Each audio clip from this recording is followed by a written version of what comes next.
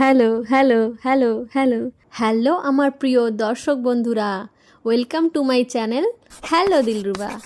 আজ হচ্ছে দার্জিলিং সিকিম ঘোরার ডে 3, মানে আমাদের জার্নির তৃতীয় দিন।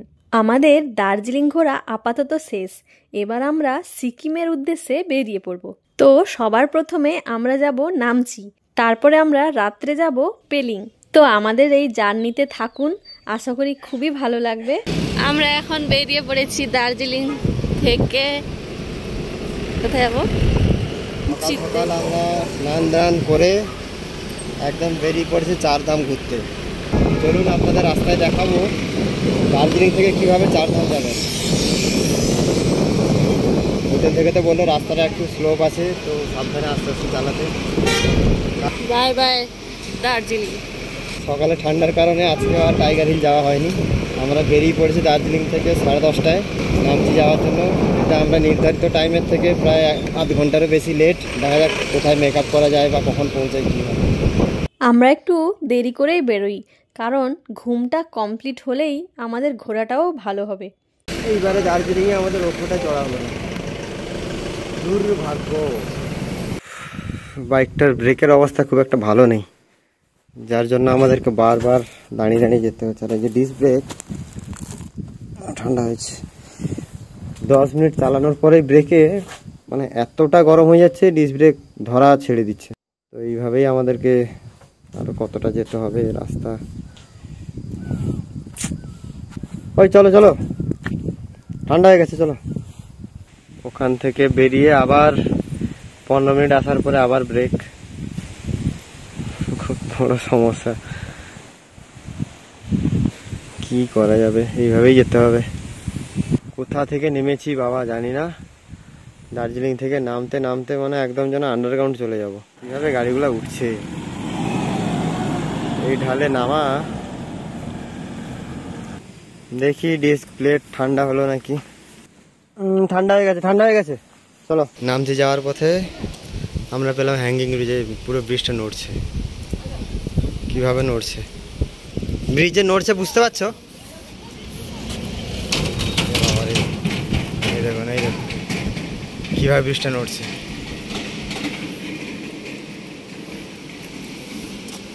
বাপরে বাপরে। सर नामची जाने का यही रास्ता है ना? नामची सीधा।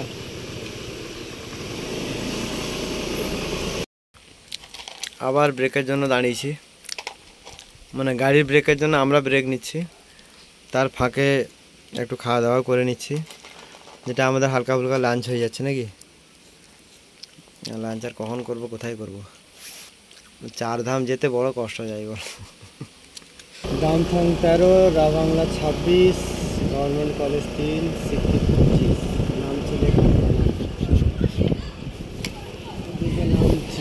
আমরা দার্জিলিং থেকে বেরিয়েছিলাম প্রায় 10:30টায়, আর নামচিতে পৌঁছালাম দুপুর 2:30টার সময়।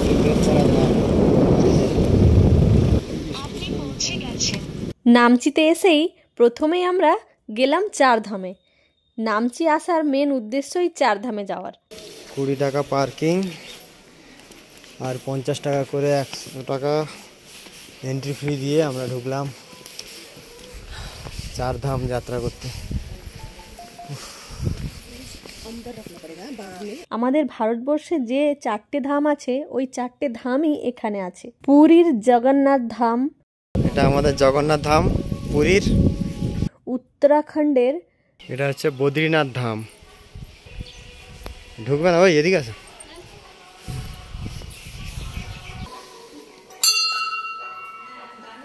তারপরে গুজরাটের দুয়ারকা ধাম,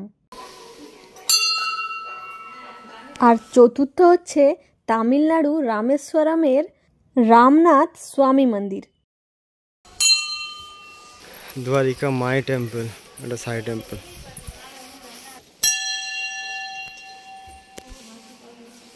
এই যে এইগুলো আছে এখানে,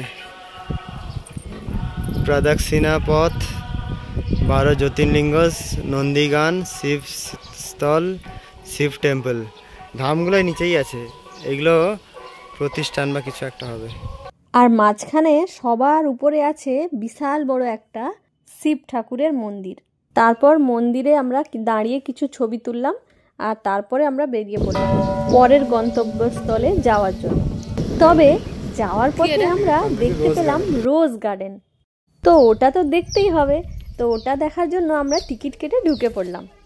পার হেড 100 টাকা করে টিকিট। রোজ না কি গো, এরকম হয় এত কালার? ব্ল্যাক রোজ আছে কি, দেখবো তাহলে। এত বিশাল বড় গো।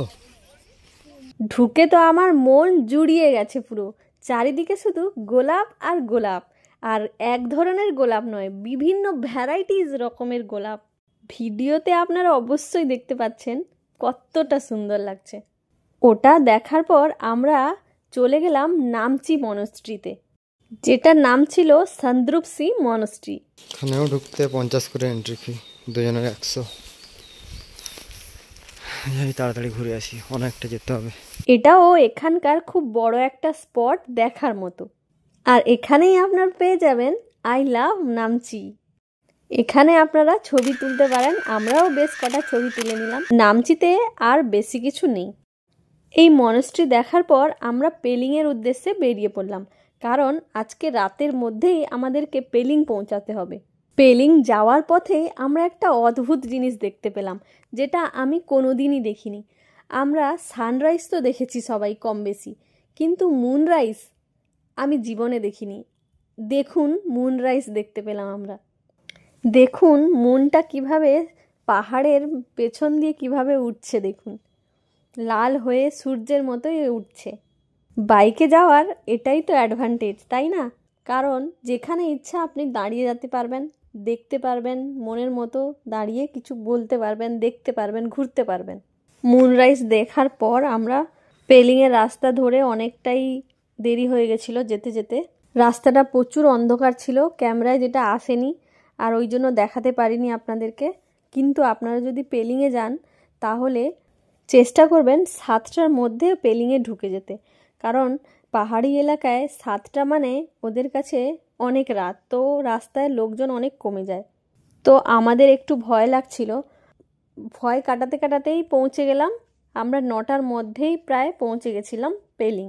আমরা হোটেল আগে থেকেই বুক করে নিয়েছিলাম, তো হোটেলে গিয়েই আমরা ডিনার করব সেটাও তাদেরকে ইনফর্ম করে দিয়েছিলাম। তারপর আমরা হোটেলে এসে ফ্রেশ হয়ে ডিনার করলাম। ডিনার করে এতটা টায়ার্ড, আর তো আমরা তারপরে ঘুমিয়ে পড়লাম, কারণ পরের দিন আমাদের পেলিং ঘুরতে হবে।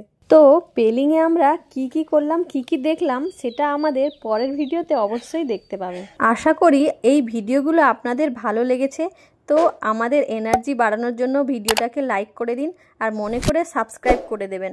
পরের ভিডিওগুলো তাড়াতাড়ি আসতে চলেছে, আর মনে করে চ্যানেলটাকে সাবস্ক্রাইব করুন। আর নামটা অবশ্যই মনে রাখবেন, হ্যালো দিলরুবা। মনে করে চ্যানেলটাকে সাবস্ক্রাইব করে রাখুন, যাতে ভিডিওগুলোর নোটিফিকেশান আপনাদের কাছে খুব তাড়াতাড়ি পৌঁছে যায়। আপনাদের কিছু যদি জানার বা বলার থাকে তাহলে আমাকে কমেন্টে জানাবেন, পরের ভিডিওগুলোতে উত্তর দেওয়ার চেষ্টা করব। আর কত কি খরচ হচ্ছে ওটার জন্য আমি আলাদা ভিডিও করব, আর আপনাদেরকে পুরো বাজেটটা শেয়ার করব। আগের 3 দিন কি করলাম সেটার ভিডিও আমাদের ডেসক্রিপশানে পেয়ে যাবেন, সেটা দেখুন, সেটাও ভালো লাগবে বেশ। প্রথম দিন আমরা মিরিক হয়ে দার্জিলিং পৌঁছালাম। খুব সুন্দর জার্নি ছিল ওটা, ওই ভিডিওটা ডেসক্রিপশানে আপনারা পেয়ে যাবেন। আর দ্বিতীয় ভিডিওতেও আমরা দার্জিলিং পুরো ঘুরে আপনাদেরকে দেখিয়েছি, যেটা আমাদের এই ডেসক্রিপশানেও পেয়ে যাবেন। ওটাও দেখবেন, ওটা খুব ভালো লাগবে। ধন্যবাদ, থ্যাংক ইউ ফর ওয়াচিং।